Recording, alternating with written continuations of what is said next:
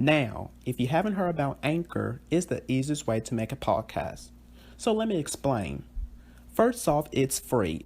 I'm not joking, you guys. The Anchor app, it is free to use. Second, there's creation tools that allows you to record and edit your podcast right from your phone or computer. Now that's awesome, isn't it? Third, Anchor will distribute your podcast for you so it can be heard everywhere, you guys, on Spotify, Google Podcasts, Apple Podcasts, and so many more platforms. Fourth, you can make money from your podcast with no minimum relationship. Now, is that awesome, you guys, or what? That's just terrific. And finally, it's everything you need to make a podcast in one place. So I have another podcast with Anchor, and I'm just loving Anchor so much. I love it. It's so very easy to use, guys. So why don't you download the free Anchor app today or go to anchor.fm to get started.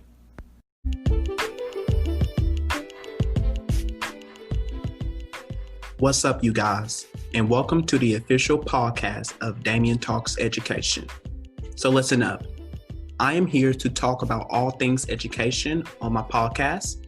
So get prepared for some realness and honesty of education as I walk you down through various of topics that's happening in the education world with some amazing guests, to sharing stories relating to education and so much more, because I got you covered with education. So join me on this journey of education with me.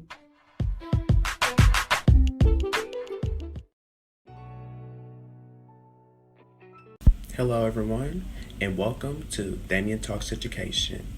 Now, I am so very excited about this episode here. Another great special guest joining me. So let me tell you guys all about this person who is an educator in Orlando, Florida, who holds a degree in elementary and reading education from the University of Central Florida, and his professional interests include curriculum, instruction, and a new teacher system of support. So everyone, please welcome on to the podcast, Mr. Michael Hart. Hello, Mr. Michael. Hi, how are you? I'm good. Thank you for agreeing to come onto my podcast. Thank you so much. Now, before we get started, today is a very special day because it is Dr. Martin Luther King Jr. Day. So today we honor and celebrate the legacy of Dr. King, and the work of Dr. King has impacted so many people. So I want to ask you this, Mr. Michael, what would you say, or how would you say Dr. King's work has influenced your life? Mm-hmm. That's such a good question to start with.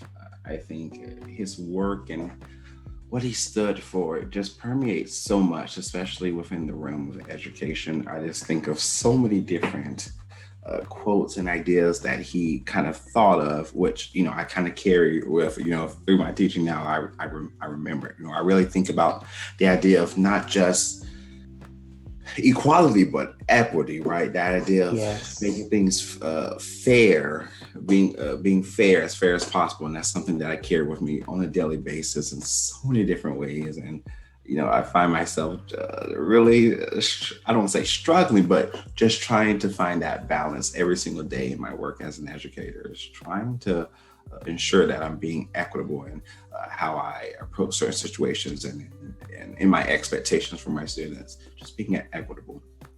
Yes, perfect. Excellent. So let's get started here by you telling us a little bit about yourself to my audience.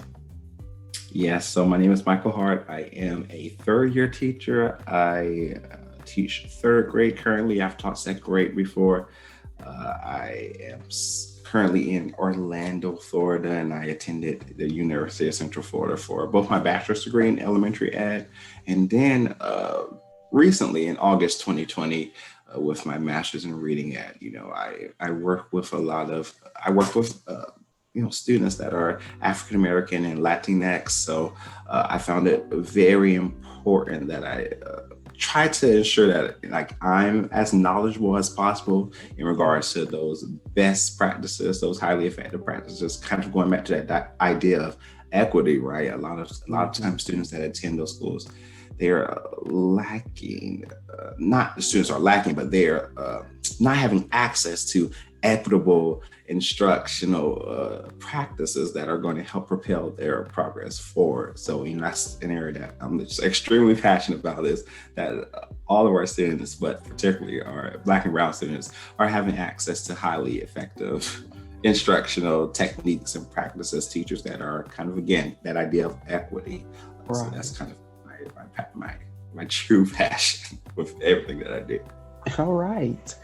So I want to ask you this here. What inspired you to teach, to become an educator in the first place? Who had a influence on your life to pursue a career in education? Did it kind of like run in the family, or I want to know? That's a good question. It did not really run in the family.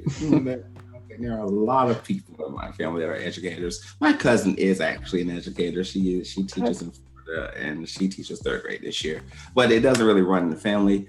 I stumble into education, which is fine. If you find out, whoa, I never knew this world existed, and you kind of find yourself into it.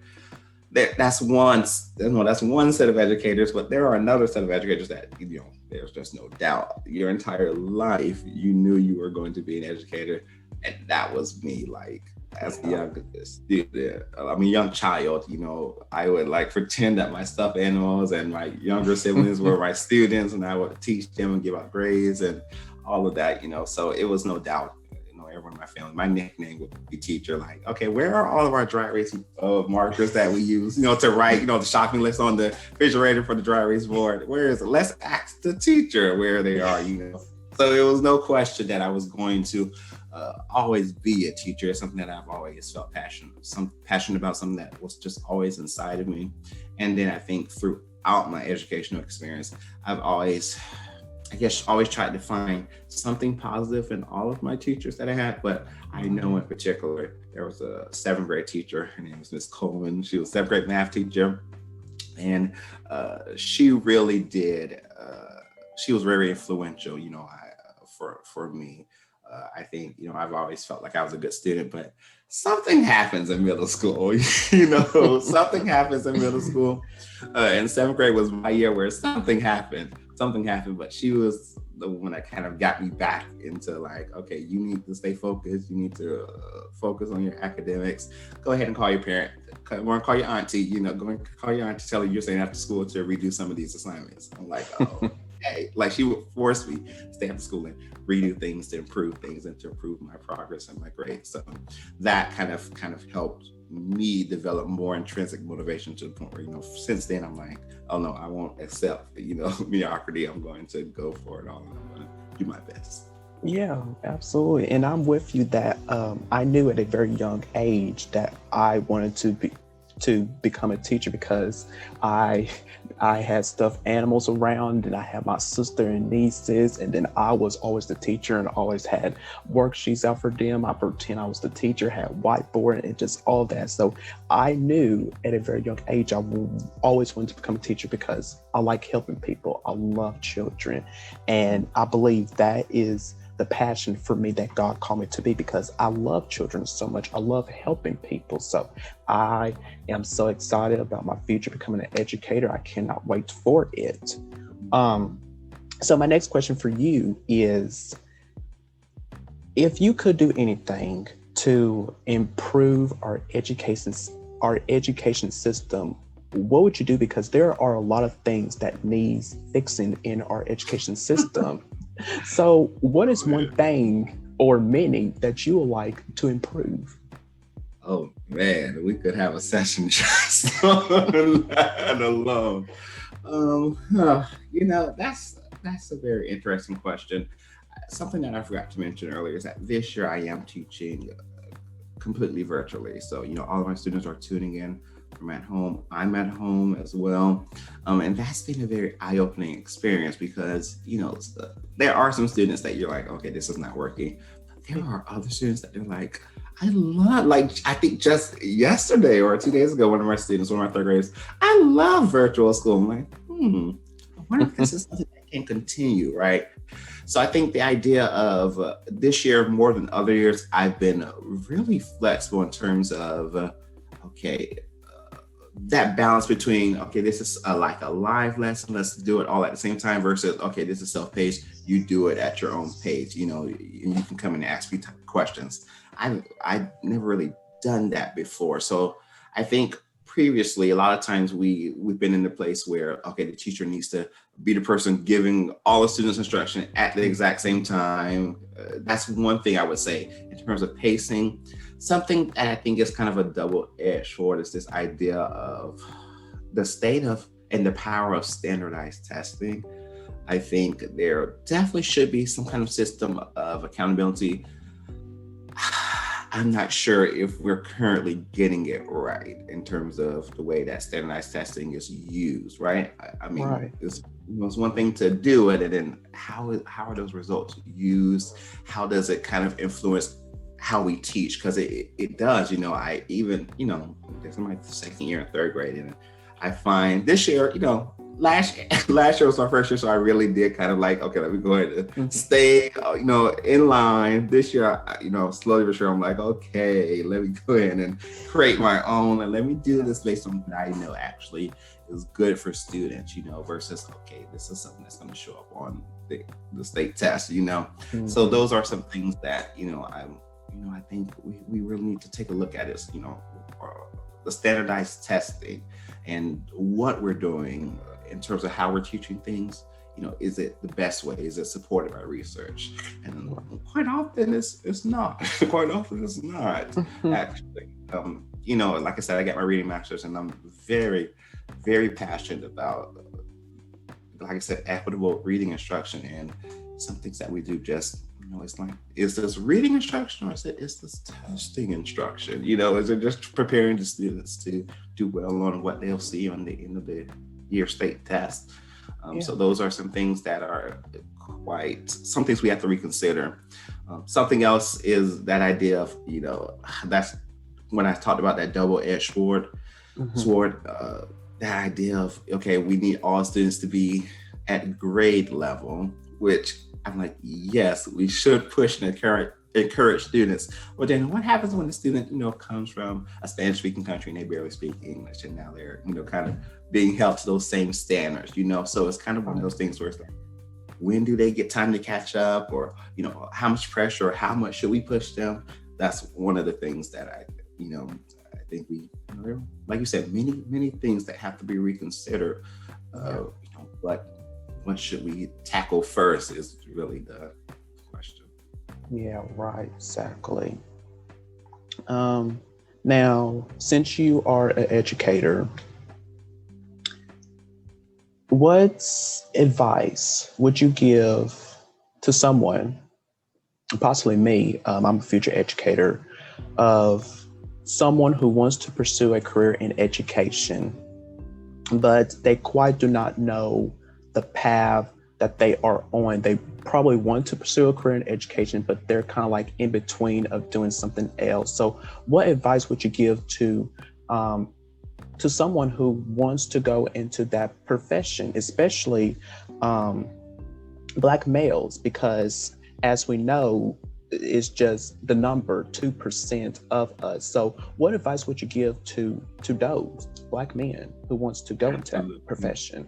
Absolutely. I would say first and foremost to anyone that would like to go into education, they need to spend time in schools, right? Just get out there, volunteer and spend time and actually know what's happening, Don't just go off based off of, okay, this is what I think is going to be like. And there are certain things, as a child, like, okay, this is going to be like this, it's going to be like this, and then even in college, this is going to be like this is going to be like this. And then you actually get there and like, oh my goodness, this is not what I expected, so it is quite shocking if you haven't spent time really, okay, let me go and actually figure out what's happening here. And then once you get familiar with it, you can kind of start working, working your way within the confines of the system. For Black males in particular, I would say, the students and the children truly do need you, right? They truly need you. I remember before I became a teacher, I went to my friend, she graduated maybe like a year ahead of me. So I was like, let me just go in and visit one. Let me go to her school. And I remember walking into a classroom. She was teaching second grade at the time, and the students were doing some kind of presentation. They were presenting on their class projects. I walked into a classroom, and there was this little black boy whose face just lit up when he saw me. Because first and foremost, there are not many males that are elementary teachers. And then when he saw me, he was like, oh, I was like, it was like he saw a ghost, or like it was just something that was just he didn't see. So the amount of times that children, elementary age students, have come up to me and like, you're my first black male teacher. Like, you're my first male teacher. You're my first, and a lot of times the black students, you're my first black teacher. You're here. You are in second grade, and these children are able to vocalize that, even if you're not even initiating those conversations. So I would say to, especially our black males, you are needed in this profession, and it's something that is powerful. There's a lot of research on it, but I'm just saying, just going into these schools, you feel it. Your presence is powerful. Just walking into the building, and I've seen the power that having those male role models how that can help students. Yes. I love that right there. Now, you probably have to think on this question here. So, as many years as you are a teacher, and then once you finally retire from it, how would you like to be remembered as a teacher? Oh my goodness. I actually don't have to think about this. I don't have to think about this because I've already thought about it. Actually.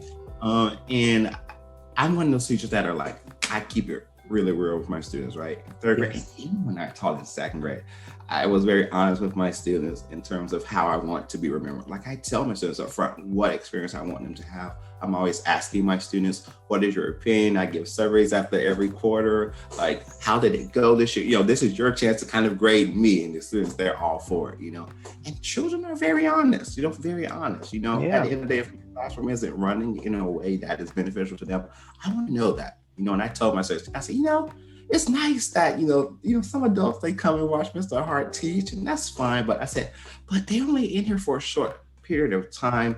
There are some individuals that see me teach every day, all day long, day in, day out, and they, their opinions aren't always considered. I told this to my students when I was in second grade, and they got it, and they knew it. And, we talked through that. But the main thing I think about is, in general, a lot of times when I see people like posting, people, our age, college age, 20-year-old people, even 30-year-old people, and they talk about their experience and like, I didn't really learn anything. I didn't really learn anything. Like, I just learned how to pass a test. That's many people say that, and they say that publicly about their time in public education. And I know that's not how I want to be remembered. I remember there was a volunteer who came into my classroom last year, and he said, oh yeah, one of my friends went to this school, and he had another particular teacher. Do you know the name of that teacher? I'm like, oh yeah, that teacher is retired now. They're retired now, but I remember them. I was interning at the school, and I remember them. I said, what did they think? In their class? And he said, they thought that teacher was just all right. I'm like, oh, all right, just all right. That's not what I want any of my students to say. So for me, when that time comes, oh man, I'm only, I'm mid-20s, so that time is smaller away. But, hopefully, right? But when that time comes, I want my students to look back and really think fondly about their time in my class. I want them to feel like they've learned something relevant, something that is, I want them to be able to look back on their time in my class as beneficial and worth it. Like, things that we've spent time learning, things that they feel that they can actually apply and use in their lives, really. Because a lot of times I find myself, okay, I'm not going to spend as much time with that. and okay, I'm going to spend time on this, and a lot of times I find myself telling my students, this is something that's important because of this, or there are a lot of, I say the word big people, adults. I said there are a lot of big people that don't really know this information, and this is important information. We spend a lot of time in third grade talking about local government. Yes, national government is important, but local, like trying to kind of get my students to read about and know why certain things are important. Spending time on those social studies and science topics more than just, all right, this is what's going to be on the test, right? Those types of things I try to spend less time on, and spend more time on those meaningful experiences where they'll look back and remember those things. I think about my elementary experience. I'm like, there are many things I don't remember from childhood, but I remember third, fourth, and fifth grade. And I remember my fifth grade teacher. I don't remember ever, I kind of remember taking tests, but I remember more when we would do like book studies. We would study authors like Roald Dahl, Charlie and the Chocolate Factory. My teacher created this entire experience where she like made some of the juice from the BFG, the little soda from the BFG. Like I remember teachers creating experiences to the point where I remember that now. So that's what I really do try to do in my class, create an experience for the students. Yes, absolutely. I love that right there, creating experience. Yes, I remember some of my teachers did that, and that's how I would like to be remembered by, that I am engaging with my students and that I have a connection with all of them. I know their backstories, they know mine's, and that's how I would like to be remembered, as they can learn something from my classroom, whatever it is that I'm teaching, and hopefully they can take some of that into when they get out into the real world. And so hopefully I hope that will happen for me.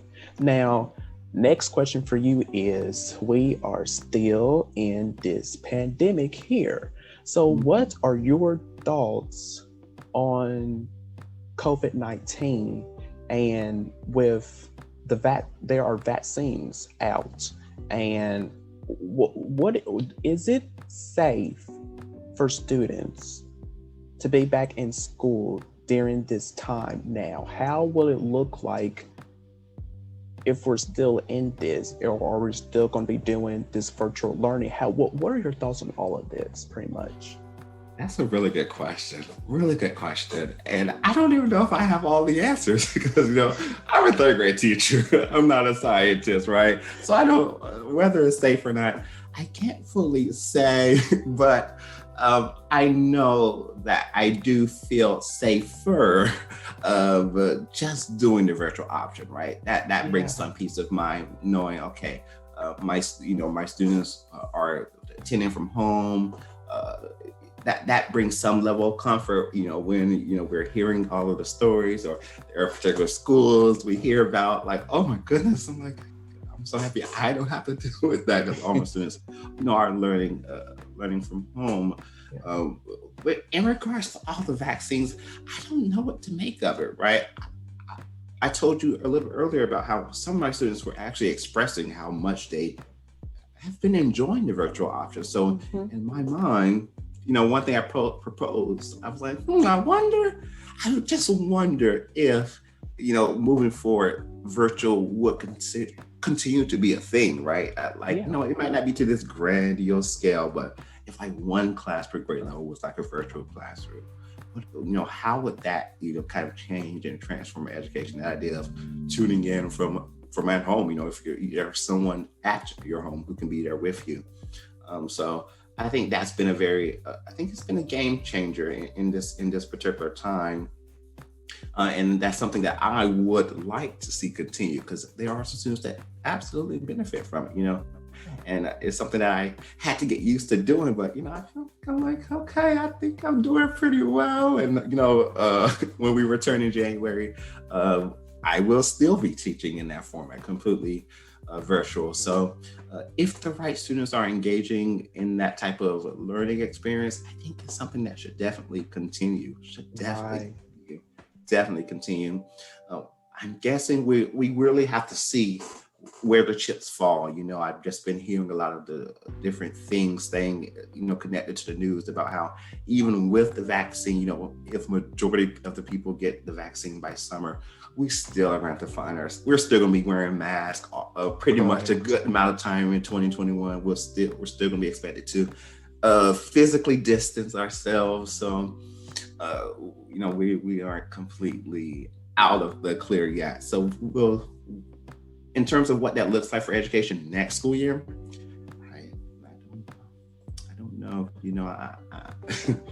I don't know.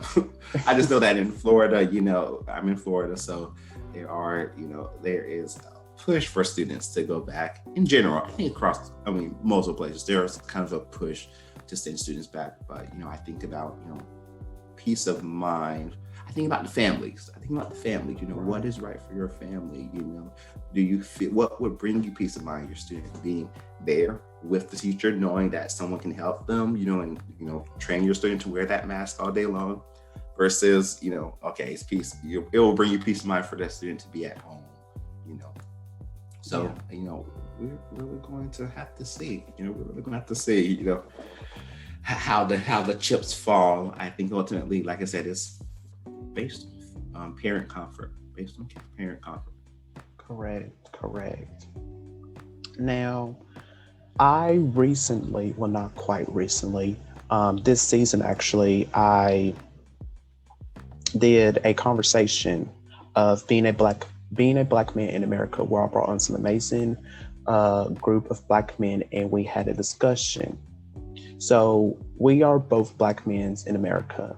So I want to ask you, what does it mean for you of being a black man in America? Because we are, for me, I don't know why we are a target to police officers. I don't understand why they don't want to hear quite our side of the story. They just blame it on us, and we are always the target. They just can't understand where we are coming from. We can't even jog down the streets. We can't even do nothing because they think that we're bad. Not all black men are bad, but they are assuming that we are. So what does it mean for you of being a black man in America today? Mm-hmm. That's such a deep question and such an important question. I think it is, if I could pick one word, it would be conflicting, right? It's constantly conflicting, especially being a teacher, it's conflicting, because you're like, okay, I have to be super duper conscious of the things I say and how I act with my students. It's like I have to be a really good example. You have to be a really good example for the men that look like me, but I also find it a rewarding experience when I can do that. And for one, students, but also by extension, parents and families to be able to have that experience as well. Yes. So but it's just conflicting because, like you said, it's like you're always trying to prove, you're always having to prove yourself, kind of go against what, people expect of you, from you, and kind of having to educate them. It's just so conflicting, and I just find it interesting at times, depending on the type of topic. The type of topics that we're learning. It's just conflicting. It's conflicting. That's really what it is. Conflicting, and then kind of just knowing in my head, in terms of what you were mentioning in terms of the particular police officers. I just think about how deeply rooted certain things are in people's psyche, right? There are so many, there's something we call the psychosocialization, how people are just socialized to believe certain things and to place things into boxes. And there are many, many challenges with many systems in particularly in this country. This country doesn't have a good start, historically speaking. many groups had to kind of fight for for equality, for equity, and in many ways we still are. So, and that permeates many different systems, the justice system, housing, job, just being able to provide for your family, real estate, and in the school system as well. It's 2020, but we are still not where we need to be. Right. I just think about a lot of times when schools are classified as it's serving at-risk students or Title I. When you say those things, or urban, when you say all those labels, or schools, this school that's not a good school. It's an F school. It's a D school. My follow-up question is, well, can we go ahead and look at the demographics of the students that attend that school? It's like this huge cycle, and it's like, I wonder if it's just a coincidence that many of the students that attend the school are Black and brown children, or is that something that's systematic, a product of a circular system that has been at play for, centuries. Not even years, not even decades, but centuries, So it's really deep. And at times, like I say, it's conflicting. You want to be positive, but then when you sit and think about the task, it's like, oh my goodness, will this ever get better? Will it ever get improved? It's just a weird, emotionally conflicting place to be in. Because as a teacher, you want to be positive and you want to speak life and energy and positivity in terms of what your students, but then as a person, that's the professional part, but personally speaking, you're like, goodness, there's so many things that need to just be improved. Exactly. I agree with you. I absolutely agree with you. Now, I want to ask you this here. We got President-elect Joe Biden and Madam Vice President Kamala Harris entering into the White House. I'm so very excited. So we got Dr. Jill Biden in as our First Lady, who is an educator. So what do you think of that? Is this going to change? Like how is this going to, will there be some change happening? Because she is an educator, will there be some change happening into our education system? Because she will be our First Lady and she is also an educator. So how do you think this is all going to play out here? Because we never had a First Lady who was an educator. So what do you think of all of this here? A 4-letter word comes to mind, and that's hope, right? We can only hope. I think that is the best word to describe. You just hope that her perspective and her insight aligns with what we hope, the changes that we hope to see in education. We hope that her voice and her impact, her perspective actually gets considered and gets brought to the forefront of conversations regarding education. I know before, not to get too political, but you had individuals that their perspective just wasn't aligned with what most educators would believe in, right? No experience with an education whatsoever. I think that's number one. That's another challenge in our education system. A lot of people without experience being in positions of power, not at the national level, even at the local level, at individual, districts and schools and state boards, the local school boards. Like, you've never been in this position, but you're in a position to try to direct me or tell me what to do or what not to do. I think, those things are hurtful ultimately. Yes, immediately to the adults, but in terms of the students. So again, I'm just hopeful. I think that's one thing that many people haven't felt again in some time. So I think hopeful. A lot of times, we can never be too certain or too sure, but hopeful, when all else fails, just having that hope that, oh my goodness, there could possibly be some changes, right? Could possibly be some changes, some positive changes. We hope. Yes. Hope, hope, hope. I'm just praying for that. So, um, this has been a great conversation here. So I just want to thank you so much for coming on to my podcast. I really appreciate it. Great conversation. So thank you so much.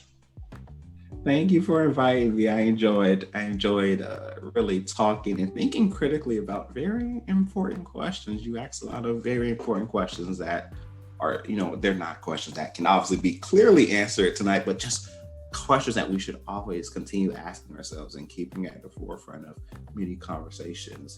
This is a good time to have a lot of these questions because we're at a place where, we are having to rethink education in so many different ways, Right. Education in some ways it just hasn't been working for students, particularly students that are part of the most vulnerable populations. I'm thinking about our Black and brown students, thinking about our students with unique learning needs, our students that are whose first language isn't English.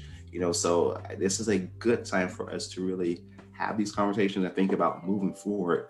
How can we change things? How can we improve things? So very good questions. Yes. Well, thank you so much. So where can my listeners follow you on social media? Absolutely. They can follow me on Twitter at Michael Hart EDU. So, I'm constantly retweeting like, oh my goodness, this is a powerful reading strategy. Reading is definitely one of my passions. So I'm always liking and retweeting good information about equitable reading practices. And then also, from time to time, I try to also share what I'm doing in my classroom. So I really do try to share some things that I found to be highly effective with my students. So that is the place to follow me. All right, great. So I just want to again thank you so much for coming on. Thank you again. Perfect. Thank you so much. Yes, you take care. You as well.